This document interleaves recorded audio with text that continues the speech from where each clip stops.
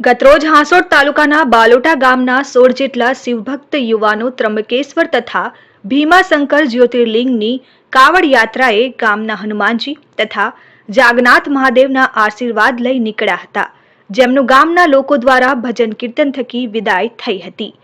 ગત વર્ષે કેદારનાથથી કાવડ યાત્રા પૈકી 12 જ્યોતિર્લિંગની છેલ્લા 16 વર્ષથી તેઓ પગપાળા કાવડ યાત્રા કરતા આવ્યા છે, ત્યારે નવા જોડાયેલા કાવડ યાત્રીઓના બાકી રહી ગયેલા જ્યોતિર્લિંગની યાત્રાએ ગતરોજ 15 ઓગસ્ટના રોજ સવારે ધ્વજવંદન, પ્રભુવંદન તથા વડીલોને વંદન કરી દેશભક્તિનું ઉત્તમ ઉદાહરણ પૂરું પાડ્યું હતું।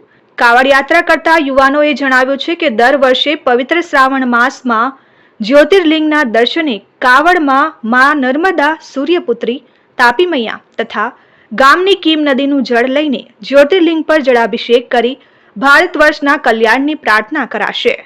Bureau report, RN news, Hansot.